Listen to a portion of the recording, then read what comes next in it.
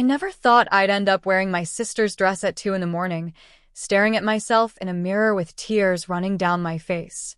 But there I was, looking at someone I didn't recognize, yet somehow felt I'd known my entire life. This isn't just another story about love or heartbreak. This is about the day I realized that becoming someone else might be the only way to discover who I really was. And it all started because of Olivia Martinez. Let me take you back to where this whole thing began. My name is Marcus. Marcus Webb, 23 years old, working a dead-end job at a bookstore in downtown Portland, living in a cramped apartment with my best friend Jake, and completely, hopelessly, devastatingly in love with a girl who didn't know I existed. Well, that's not entirely true. Olivia knew I existed. We'd been friends since college.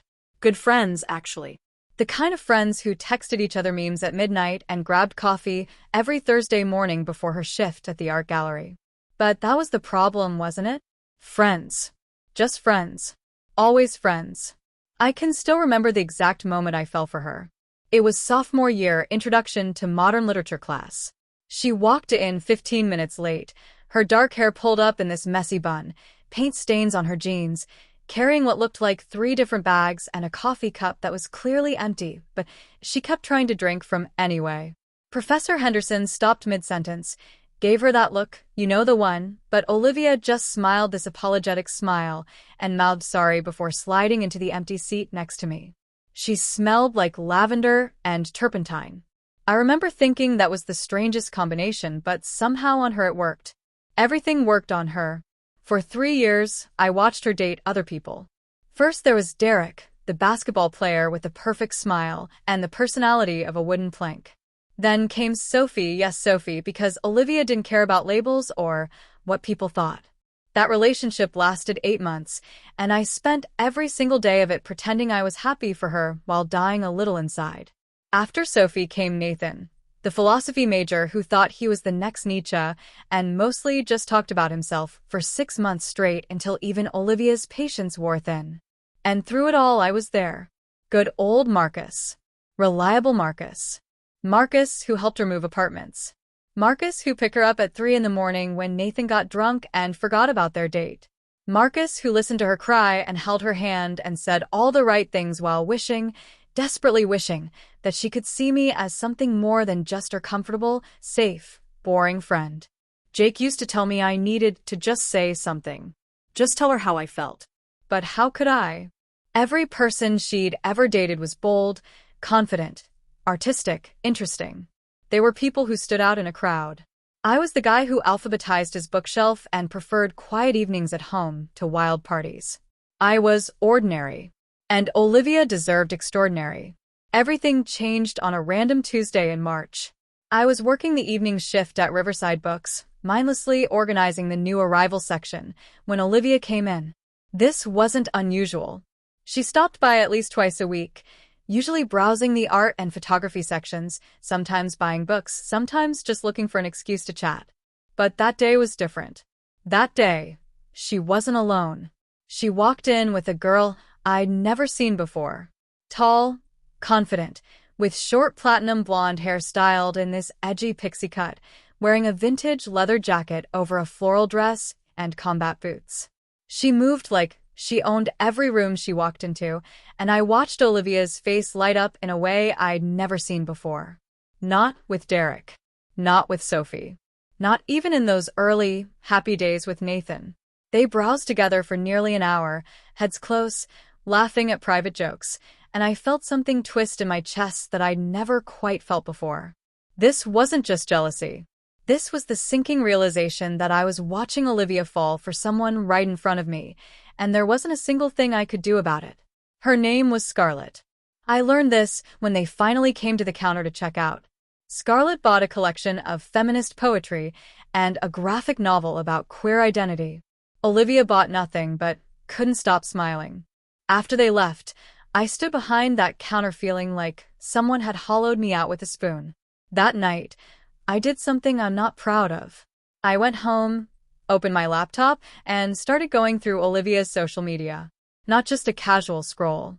I mean deep diving, looking through her likes, her comments, her tagged photos, trying to understand what it was about Scarlett that had made Olivia's eyes shine like that. What did Scarlett have that I didn't? Besides the obvious, of course. The answer was everywhere once I started looking. Confidence. Style. An unapologetic sense of self. Scarlett posted photos of herself at art shows, at protests, at underground music venues.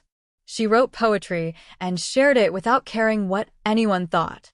She wore whatever she wanted and looked incredible doing it. She was everything I wasn't. Everything I'd never be. I was about to close my laptop and accept my fate as the forever friend when I stumbled across something that made me pause. It was a post from Olivia from about 6 months ago. Just a simple text post, the kind people make when they're feeling philosophical at midnight. It said, "I think I'm attracted to energy more than anything else. The kind of person who doesn't apologize for taking up space. Who knows exactly who they are and isn't afraid to show it. Gender is just so boring when you really think about it. I just want someone real. Someone brave enough to be completely themselves." I read that post 17 times. Gender is just so boring when you really think about it. Someone brave enough to be completely themselves. An idea started forming in my head. A crazy, impossible, absolutely ridiculous idea. But once it was there, I couldn't shake it. What if I could be that person? Not Marcus, the boring bookstore guy, but someone new. Someone confident. Someone who took up space without apologizing.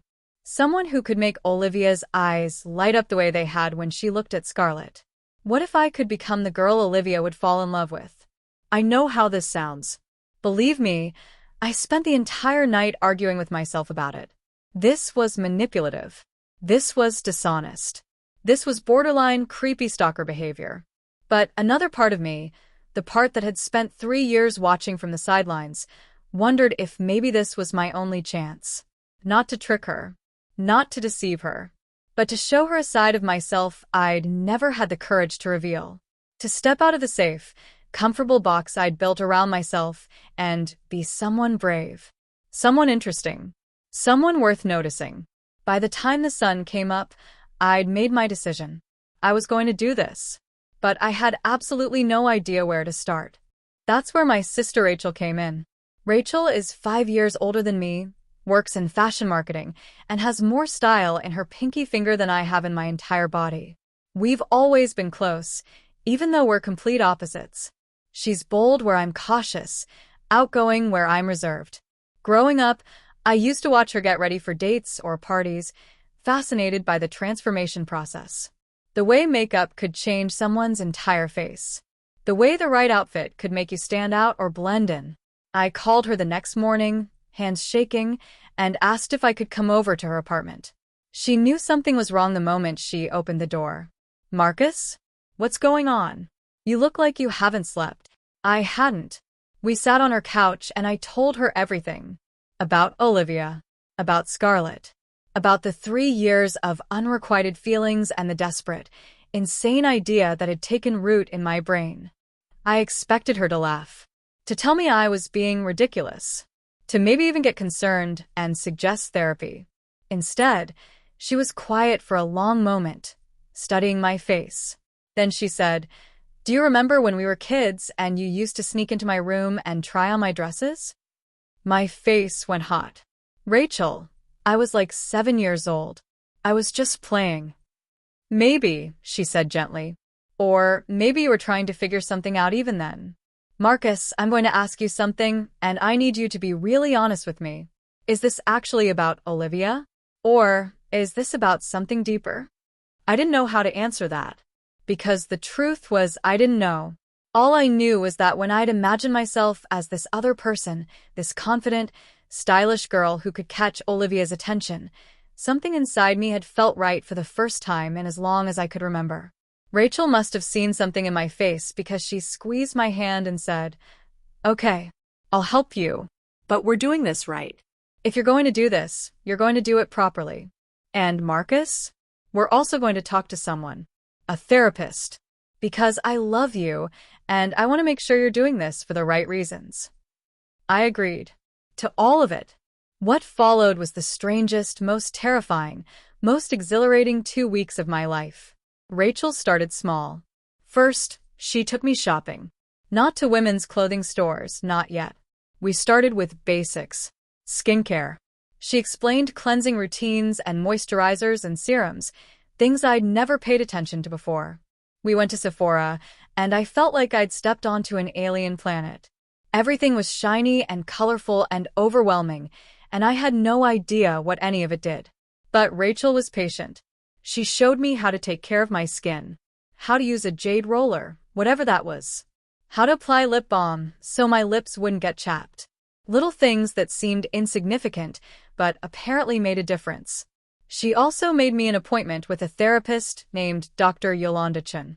I went to my first session terrified, convinced she'd tell me I was having some kind of breakdown. Instead, she listened as I explained everything, asked thoughtful questions, and then said something that stuck with me. Marcus, identity is a journey, not a destination. Some people know exactly who they are from birth. Others spend their whole lives figuring it out. There's no right or wrong way to explore parts of yourself you've kept hidden.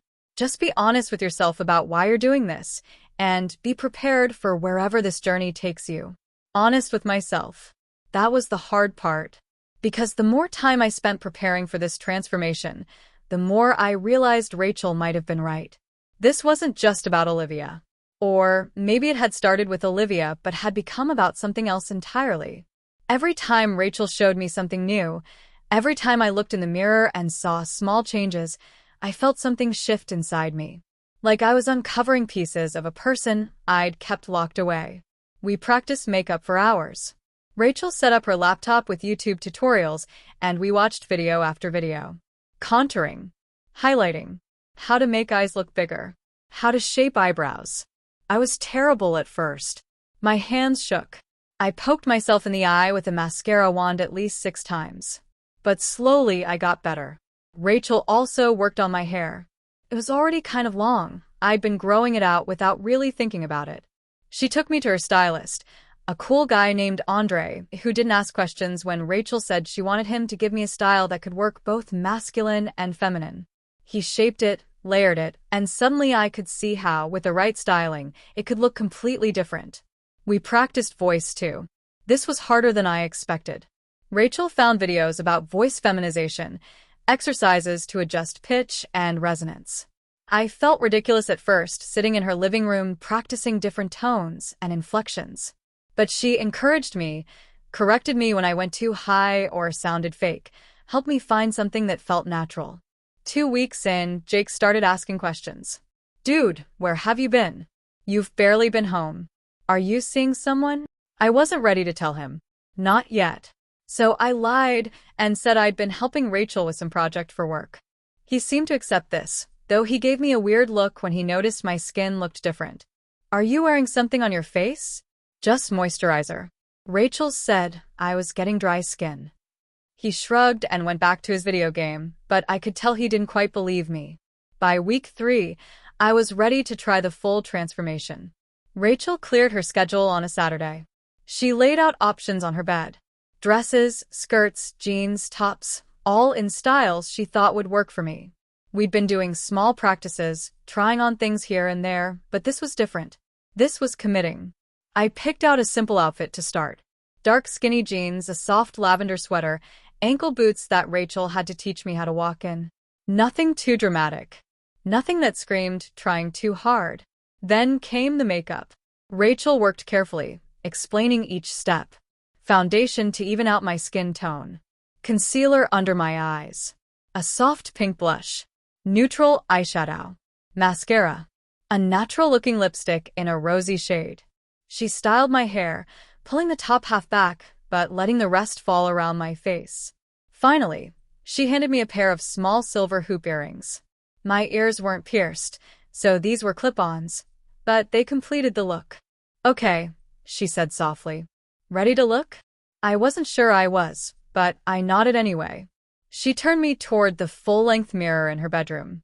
I'd thought I'd been preparing for this moment, but nothing could have prepared me for what I saw. The person looking back at me wasn't Marcus. It was someone else entirely. Someone who looked confident and put together. Someone who could walk into a room and belong there. The features were mine, I could see that, but everything else was different. The way the makeup softened my face. The way the clothes changed my silhouette. The way the hair framed everything. I looked like a girl. I looked like someone Olivia might notice. But more than that, I looked like someone I wanted to be. Marcus. Rachel's voice was gentle. You okay? I realized I was crying. I don't know, I whispered. I don't know what I'm feeling. She hugged me, careful not to smudge anything. That's okay. You don't have to know right now. We took photos that day. Rachel said it was important to document the journey. I couldn't stop looking at them. Couldn't stop seeing this other person who was me, but also wasn't. I decided on a name. Melody. It felt right. Close enough to Marcus that it felt like an extension of myself, but different enough to be its own identity. Now came the hard part. Actually using this to connect with Olivia. I wasn't planning to lie to her face. I wasn't that delusional. But social media? That was different. That was a space where I could create a persona, test the waters, see if this version of myself could genuinely connect with her in a way Marcus never could. I created a new Instagram account. Melody Rivers. I used the photos Rachel and I had taken, added a few more over the next week as I practiced and got better at the whole presentation. I wrote a bio that felt authentic. Art enthusiast. Coffee addict. Still figuring it all out. Then I did something that felt both brilliant and terrible. I started following people Olivia followed, liking posts in communities she was part of, commenting on art and poetry and music, building a presence in her digital world without directly interacting with her. Yet. It took 3 days before Olivia noticed Melody's account. She followed me first. My heart nearly stopped when I got the notification. I stared at my phone, at her profile picture smiling back at me, and felt this bizarre mixture of excitement and guilt. She sent a message 2 days later. Hey, I love your aesthetic. Are you in Portland? I feel like I recognize some of the coffee shops in your photos. I sat there for 20 minutes trying to figure out how to respond. This was it. This was the moment where I either committed to this insane plan or backed out and accepted that I'd always just be good old Marcus. I typed, yes, just moved here actually. Still getting to know the city. It wasn't technically a lie. Melody was new to Portland. Or, at least, new to existing. We started messaging regularly. Just small talk at first. Favorite coffee shops. Best places to find art. Music recommendations. But quickly it became deeper. Olivia told Melody things she'd never told Marcus. About feeling lost in her job at the gallery. About pressure from her family to settle down and be more stable. About questioning whether she was really living the life she wanted or just going through motions. And Melody, meaning me, told her things Marcus had never had the courage to say. About feeling invisible. About wanting to matter. About the fear of never being seen for who you really were inside. The conversations felt real because they were real. We texted every day. Long, rambling messages about everything and nothing. She sent me pictures of art she liked. I sent her photos of books I thought she'd enjoy. We discovered we had the same taste in music, both obsessed with this indie artist named Phoebe Bridgers who sang sad songs about complicated feelings. 3 weeks after Melody first connected with Olivia, she asked if we could meet in person. I nearly threw up when I saw the message. I know this might be weird since we've only been talking online, but I feel like I really connect with you. Want to grab coffee sometime? No pressure if that's too soon. I stared at that message for hours. This was the moment of truth.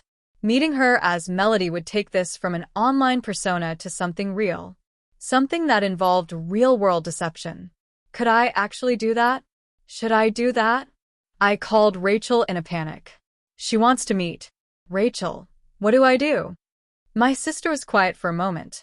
What do you want to do? I don't know. This was supposed to just be online. A way to connect with her differently. I didn't think she'd want to meet.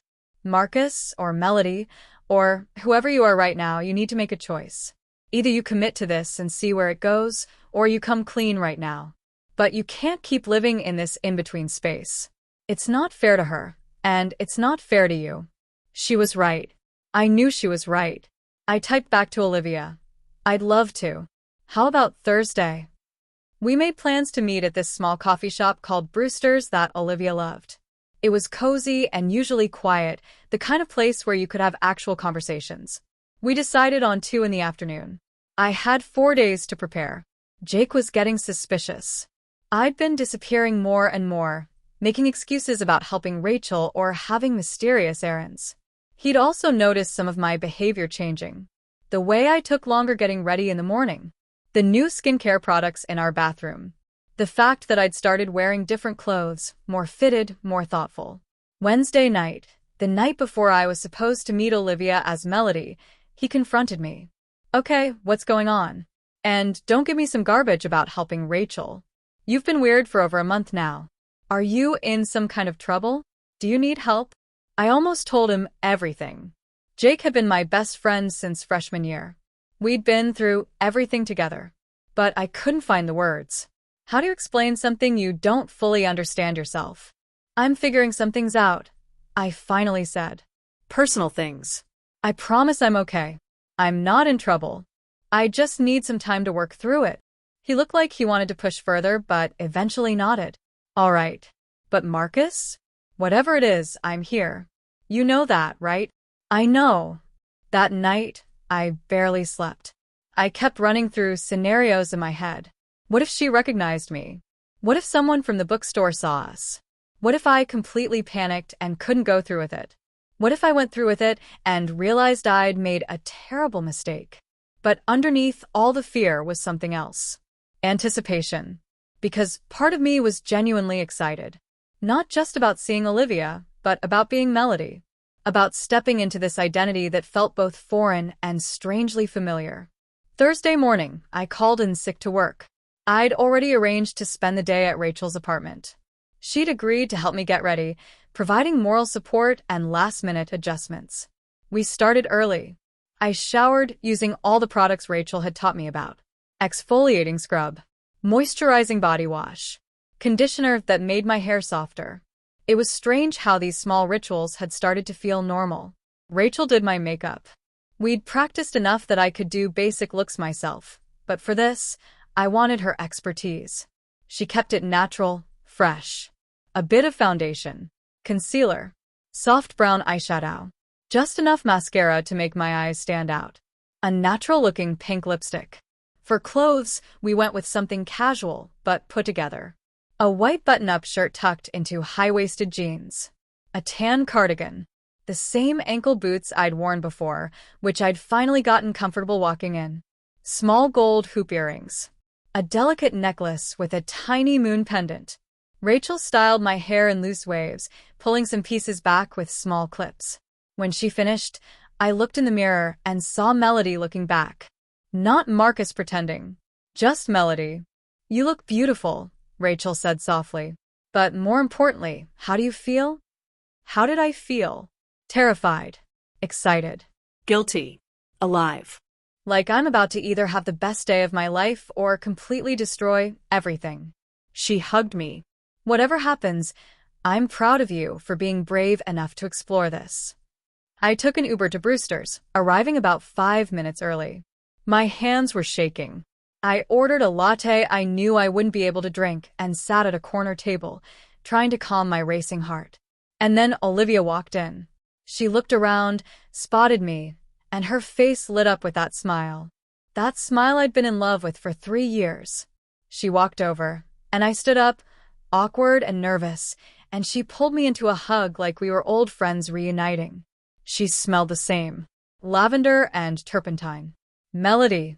Oh my God, you're even prettier in person. Is that weird to say? Sorry, I'm weird about compliments. No, it's not weird. Thank you. You're beautiful too. We sat down, and for the first few minutes, it was surprisingly easy. The nerves faded as we fell into the same rhythm we'd had online. She told me about her morning, a disaster involving spilled coffee and a rude customer at the gallery. I told her about the book I'd been reading, careful to mention details Marcus wouldn't know from his bookstore. She was exactly as I'd always known her. animated when she talked about art, thoughtful when discussing deeper topics.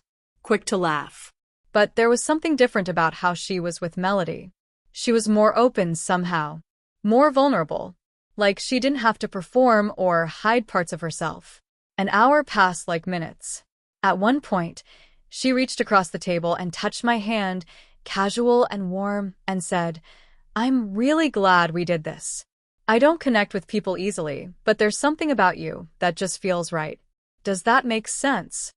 It made perfect sense, because I felt it too. But it was complicated by the fact that she didn't know who I really was. That beneath the makeup and clothes and practiced voice, I was Marcus, the friend she'd never seen as anything more. We stayed at that coffee shop for 3 hours, talking about everything, art and books and music and life. She told me about Scarlett, about how she'd thought there might be something there, but it hadn't worked out. They'd gone on a few dates, but Scarlett was moving to Seattle for a job opportunity. It hadn't been serious enough to try long distance. "I keep choosing people who are wrong for me," she said, stirring her third coffee. "Or maybe I'm just not ready for something real. My therapist says I have commitment issues." She laughed, but there was sadness in it. "Maybe you just haven't met the right person yet," I said, and immediately wanted to kick myself for how cliché that sounded. But Olivia smiled. "Maybe. Or maybe the right person has been there all along, and I've just been too blind to see it." My heart stuttered. Was she talking about Melody? About me? Or just speaking philosophically? Before I could figure out how to respond, she checked her phone and gasped. "Oh no, I'm supposed to meet my brother for dinner in 20 minutes. I completely lost track of time." She looked genuinely disappointed. "Can we do this again? Soon?" Yes. "Definitely." She hugged me goodbye, holding on a beat longer than necessary, and I watched her leave, feeling like I was standing at the edge of a cliff, simultaneously terrified and exhilarated. I sat back down at our table, my cold coffee forgotten, and tried to process what had just happened. I'd done it. I'd met Olivia as Melody, and it had gone well. Better than well. She wanted to see me again. We'd connected in exactly the way I'd hoped. So, why did I feel like crying? Because this was working. And that was terrifying. I took an Uber back to Rachel's apartment and changed back into Marcus clothes. The jeans and sweater went back in Rachel's closet. The makeup came off with gentle remover. The practiced voice faded back to my normal tone. And Melody disappeared, leaving just regular Marcus staring back from the mirror. Except I didn't feel like regular Marcus anymore. I felt like someone split between two identities, not quite comfortable in either. That night, Olivia texted Melody again. Long paragraphs about how much she'd enjoyed our coffee date. How easy it was to talk to me. How she felt like she could be herself around me. And then, buried in all those kind words, something that made my stomach drop. "I have to tell you something. There's this guy, Marcus. He's one of my best friends. Has been for years. And lately I've been thinking about him differently. Isn't that weird? Like he's always been just Marcus, you know? Safe and comfortable and always there. But something's been changing. Or maybe I'm changing. I don't know. I'm not even sure why I'm telling you this. Maybe because you're easier to talk to than anyone I know, including him." I read that message 20 times. 30. I lost count. She was thinking about Marcus. About me. The real me. After all this time, after everything, she was finally seeing me differently. And it was happening at the exact moment I'd created this elaborate alternate identity. The universe had a sick sense of humor. I didn't know how to respond. Anything Melody said would be tainted by the knowledge that I was Marcus. That I knew exactly what she was talking about because I was living both sides of this impossible situation. Finally, I typed, "That doesn't sound weird at all. Sometimes we don't see what's right in front of us until we're ready to see it. Maybe you should talk to him. Tell him how you feel." It was the right advice. The honest advice. Even though every word felt like swallowing broken glass. She sent back a string of anxious emojis. But what if I'm wrong? What if I ruin our friendship? He's too important to me to risk losing him. I wanted to reach through the phone and shake her, to scream that she wouldn't lose me, that I'd been waiting for this for 3 years, that she could never ruin what we had because I loved her. But Melody couldn't say that. Melody didn't know Marcus. Melody was supposed to be objective. Then, I guess you have to decide, what's more important? The safety of what you have now, or the possibility of something more? But for what it's worth, if someone has been your friend for years, really been there for you, they probably care about you enough to handle honesty, even if it's complicated. She responded with a heart emoji. You're really wise, you know that? I'm so glad I met you. And there it was. The perfect storm of everything I'd wanted and everything I'd messed up. Olivia was developing feelings for Marcus, while simultaneously growing closer to Melody. And both of them were me. I'd created a love triangle with myself. Over the next 2 weeks, I saw Olivia regularly as both Marcus and Melody. As Marcus, I noticed the changes she'd mentioned. The way she looked at me a bit longer. How she'd find excuses to touch my arm or my shoulder when we talked. The way our Thursday morning coffee dates seemed to matter more, feel more weighted. As Melody, things were progressing differently. More coffee dates. A visit to an art gallery. Long walks through Washington Park. She was courting Melody the way she'd courted her previous relationships. With intention and romance and clear interest. And I was stuck in the middle, wearing different faces, terrified that everything would collapse. Jake was no longer buying my excuses. He'd started giving me these searching looks, clearly worried but not sure what to be worried about. Work was suffering because I was constantly distracted. Rachel kept asking if I was okay, if I wanted to talk, if maybe it was time to come clean. But I couldn't. Not yet. Because as complicated and messy as this had become, both identities felt real. Marcus got to see Olivia in all her comfortable, familiar glory. Melody got to experience the side of her that was romantic and vulnerable and open. And I was falling in love with her all over again from 2 different angles. Things came to a head on a random Thursday evening in April. Olivia and I, as Marcus, had met for our usual Thursday coffee. But this time she seemed nervous. Fidgety. She kept starting sentences and not finishing them. Finally, halfway through her cappuccino, she just blurted it out. I think I have feelings for you. The world stopped. 3 years. 3 years of waiting for these words. And now that they were here, all I could think about was Melody. About the lie I'd been living. About how I'd manipulated this situation. Marcus? Say something. Please. I looked at her. Really looked at her. At the hope and fear mixing in her eyes. At the vulnerability in her posture. This was real. She was taking a real risk, being honest about real feelings. And I was sitting there as only half of myself. I've had feelings for you since sophomore year, I said quietly. You know that, right? You must have known. She nodded, tears starting to form. I think part of me did. But I was scared. You're my best friend. You're the most stable, good thing in my life. I didn't want to ruin it. So what changed?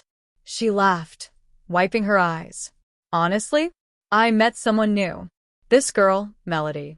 And being around her, seeing how brave she is just being herself, it made me realize I've been a coward. She made me see that safe isn't the same as happy. And Marcus, you make me happy. Really happy. I just didn't let myself see it before. Every word was a knife. Melody had helped her see Marcus. The identity I'd created to make her notice me had worked, but not in the way I'd planned. She wasn't falling for Melody. She was falling for Marcus. Because of Melody. I should have been ecstatic. This was everything I'd wanted. But all I felt was sick. Can I think about this? I asked, knowing how terrible that sounded even as I said it. I just need a little time to process. The hope in her eyes dimmed. Oh, yeah. Of course. I'm sorry, I shouldn't have just dumped this on you. No, Olivia, that's not it. There are some things I need to figure out. Please believe me, this isn't about not wanting to be with you. But I could see I'd hurt her. She left shortly after, giving me a half-hearted hug, and I sat in that coffee shop feeling like the worst person alive.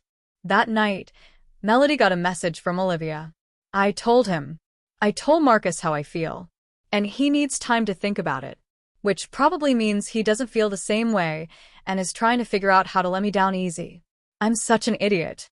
I ruined everything. She was crying. I could tell from the messages. And I'd caused it, both as Marcus and as Melody.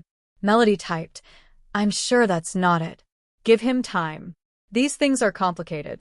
But Olivia kept messaging, pouring out her heart, talking about how scared she was of losing Marcus's friendship. How this was exactly what she'd feared would happen. How maybe she should just take it back, pretend she never said anything. And then she wrote, "Can I see you? I know it's late, but I really don't want to be alone right now." It was 11 at night. I was at home, in my apartment with Jake. There was no way I could transform into Melody and meet her without Jake knowing something was seriously wrong. But I also couldn't leave her alone when she was this upset. I made a decision that I knew I'd regret. "I'll come to you. Send me your address." I told Jake I had to go help a friend with an emergency. He barely looked up from his laptop, just nodded, and said be safe. I grabbed my keys and drove to Rachel's apartment, calling her from the car. "Rachel, I need help. Now." Emergency. She heard the panic in my voice and told me to come over. 45 minutes later, I was Melody again. Rachel had worked quickly, doing a faster version of the usual routine. The makeup wasn't as perfect, the outfit was thrown together, but it would work. It had to work. Olivia had given me her address. I'd been to her apartment as Marcus dozens of times, but going as Melody felt different. Wrong. But I was in too deep now to turn back. She answered the door in sweatpants and an oversized t-shirt, her eyes red from crying, and immediately pulled me into a hug. Her apartment was exactly as I remembered. Artwork covering every wall. Plants in various stages of survival on every surface. Fairy lights strung around the windows. It smelled like incense and acrylic paint. We sat on her couch, and she curled up next to me, and I held her while she cried about Marcus. About me. And I felt like I was being torn in half. "I've never been this scared," she whispered. "What if I lose him? He's been there for everything. Every breakup, every crisis, every stupid 3 a.m. panic attack. What if I ruined the best thing in my life?" "You didn't ruin anything," I said, running my hand through her hair the way I'd wanted to do, as Marcus 100 times before. "He cares about you so much. Anyone can see that." Then why did he need to think about it? If he felt the same way, wouldn't he have just said yes? Because I'm sitting here as someone else. Because I've created such an impossibly complicated situation that I don't know how to untangle it without destroying everything. But out loud, I just said, sometimes people need time to process big changes. It doesn't mean he doesn't want to be with you. She pulled back and looked at me, really looked at me, and for a terrifying moment, I thought she'd recognize me. See through the makeup and the voice and the carefully constructed presentation to the person underneath. But she just smiled sadly and said, "Thank you for being here. I know we just met, but you feel like someone I've known forever." Is that crazy? Not crazy at all. We stayed like that for another hour. Talking, not talking, just existing in shared space. And as wrong as the situation was, there was something comforting about it too. About being able to hold her. About being someone she could lean on, even if she didn't know who that someone really was. Eventually her eyes started getting heavy. I helped her to her bedroom, made sure she was settled, and let myself out quietly. I sat in my car outside her apartment building and finally let myself fall apart. This had gone too far. It had become too real, too complicated, too many layers of deception piled on top of genuine feelings. I'd started this thinking I could create a version of myself that Olivia would notice. Instead, I created a mess that was hurting all of us. I drove back to Rachel's, cleaned off the makeup, changed back into my clothes, and went home. Jake was asleep. I lay in my bed, staring at the ceiling, and knew what I had to do. I had to tell Olivia the truth. All of it. About Melody. About the whole thing. And I had to accept whatever consequences came from that. But not yet. I wasn't brave enough yet. So I kept going. Kept being both Marcus and Melody. Kept sinking deeper into this double life. As Marcus, I finally told Olivia I felt the same way. that I wanted to try being together. Her face had lit up like the sun, and we'd kissed for the first time right there in that coffee shop, and it should have been perfect. It should have been everything I'd dreamed about. But it was tainted by guilt. As Melody, I continued meeting with Olivia. She told me about starting to date Marcus, about how happy she was, about how right it felt. And I smiled and encouraged her while dying inside. This went on for another 3 weeks. 3 weeks of living split between two identities. 3 weeks of lying to everyone, including myself. The end came on a sunny Saturday afternoon in May. Olivia had invited both Marcus and Melody to an art show at her gallery. Different times, separate events in her mind. Marcus was supposed to come at 3. Melody at 5. I should have said no to one of them. Should have made an excuse. But I was arrogant enough to think I could manage both. I went as Marcus first. Olivia looked beautiful in a simple black dress, her hair up, professionally friendly as she guided people through the exhibition. When she saw me, her whole demeanor changed. She excused herself from the group she was with and came over, kissed me on the cheek, whispered that she was glad I came. We walked through the gallery together, her explaining the pieces, me half listening because I was too focused on watching her be passionate about something she loved. This was Marcus's time. This was real. I left at 4:30, telling her I had to help Jake with something, but would call her later. Then I drove to Rachel's apartment at a speed that was definitely illegal. I need to be ready in 20 minutes. Rachel looked stressed, but helped anyway. We gotten good at this by now. She could do my makeup in 15 minutes. Hair in 5. I changed into the dress I'd left at her place, the blue one that Olivia had complimented last time. I made it back to the gallery at 5:15. Olivia smiled when she saw Melody walk in, excused herself from another conversation, came over. I could still smell Marcus's cologne on her from our earlier interaction. I'm so glad you could make it. Let me show you my favorite pieces. We walked through the same gallery I'd just seen an hour ago, but she showed me different details, pointed out different techniques. This was Melody's time. Also real, but different. Everything was fine until I heard Jake's voice. Marcus? Is that you? I turned and there he was. Jake, my best friend, standing near the entrance with a confused and slightly horrified expression on his face. Time slowed down. Olivia looked between us, not understanding. Jake? You know Melody? Jake was staring at me. Really staring. And I could see the moment recognition clicked. When he saw past the dress and makeup to the person underneath. Marcus, he said again, quieter this time. Not a question. A statement. Olivia's face went through about 15 different expressions in 3 seconds. Confusion. Disbelief. Understanding. Horror. What? No. That's not. Marcus. I couldn't speak. Couldn't move. This was it. The moment everything came crashing down. People were starting to stare. We were causing a scene in the middle of a professional art gallery.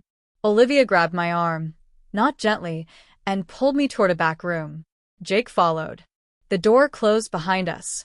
Explain, Olivia said, her voice shaking. Explain right now what the hell is happening. So, I did. I told her everything. About creating Melody. About the Instagram account. About the coffee dates and the walks and the late-night conversation when she was crying over Marcus. About how it had started as a way to get her to notice me, but had become something more complicated. About how I'd been living as both people, trying to give her what she needed from each identity. With every word, I watched her face harden. When I finished, the silence was deafening. Then she slapped me. Not hard enough to really hurt, but hard enough to make the point. I deserved it. Deserved worse, probably. You manipulated me, she said, tears streaming down her face.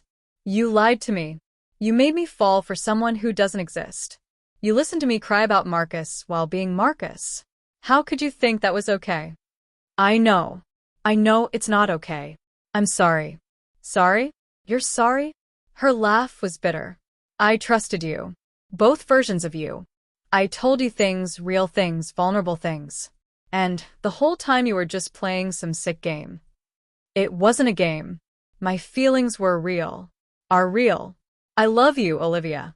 That's why I did this. That's not love, she shouted. Love is honest.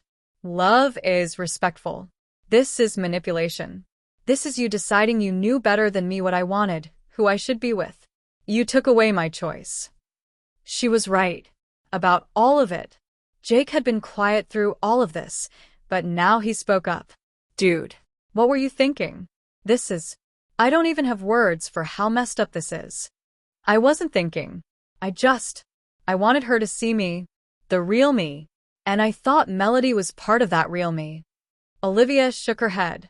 The real you is someone who's been lying to me for months. That's what I see now. She walked out of the room, out of the gallery, out of my life. Jake stayed for a moment longer. I'm going to stay at my girlfriend's place tonight. Give you space. But Marcus? You need to figure yourself out. Because I don't even know who you are right now. Then he left too, and I was alone in that back room, still wearing Melody's dress, makeup running from tears, completely and utterly destroyed. I don't remember driving back to Rachel's apartment. Don't remember changing clothes or removing makeup. The next clear memory I have is sitting on her couch at some point in the early morning, wrapped in a blanket, while she held me and let me cry. I told you this might happen, she said gently. I told you to be careful. I know.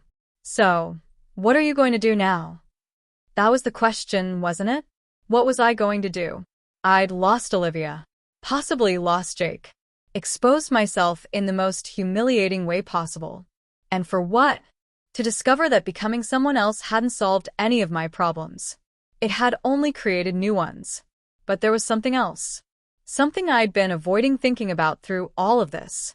Rachel, I said slowly. When I was Melody, when I was dressed up and presenting as feminine, I felt something.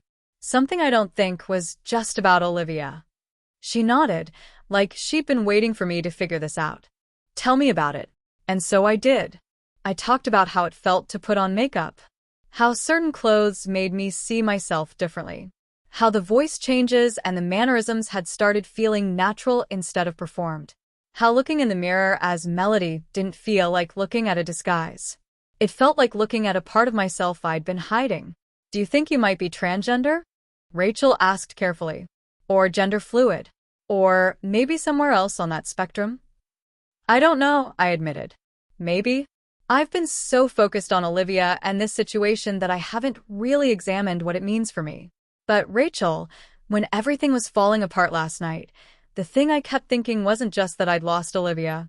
It was that I'd lost Melody too. And that hurt almost as much. We talked until the sun came up. About identity. About the difference between performing femininity to attract someone and genuinely feeling more comfortable in a feminine presentation. About how it was okay to not have all the answers right now. You should talk to Dr. Chen about this, Rachel said. Really talk. Not about Olivia. About you. I made an appointment for Monday. The weekend was a blur. I called out sick from work. Stayed in Rachel's guest room. Couldn't face going back to the apartment with Jake. Couldn't face anything, really. Olivia blocked me on everything. Social media, phone, all of it. I didn't blame her. Jake sent one text. When you're ready to talk, I'm here. But you owe me a real explanation. Monday's therapy session with Dr. Chen was different from all the previous ones. This time I wasn't talking about Olivia or the plan, or what had happened. I was talking about who I was. Who I might be. Marcus, can I ask you something? If Olivia had never been in the picture, would you still have been interested in exploring feminine presentation? I thought about it. Really thought about it. Yes. Maybe not as soon. Maybe not as dramatically. But yes, I think I would have eventually. And how do you feel right now? Sitting here as Marcus, wearing masculine clothes, being addressed with he/him pronouns. Comfortable. Familiar. But incomplete. Like I'm only showing half of myself. She nodded. Identity isn't binary. You can be both. You can be neither. You can be somewhere in the middle that doesn't have a specific label. The question is, what feels authentic to you? That was the hard part. What felt authentic? I'd spent so long performing various versions of myself that I didn't know what real looked like anymore. We did a lot of work in therapy over the next few weeks. unpacking my relationship with gender, examining where my desire to present as feminine came from, distinguishing between what I'd been doing for Olivia and what I'd been doing for myself. Jake and I eventually talked. It was awkward and painful, but we got through it. He said he was angry about the lying, but more than that, he was worried about me. He'd seen how consumed I'd become with this double life, how unhealthy it had gotten. I don't care if you want to dress differently, or explore your gender, or whatever, he said. That's your business. But dude, you catfished the girl you loved and then dated her as two different people. That's not okay. That's not healthy. He was right. I knew he was right. I'm working on it, I told him. In therapy.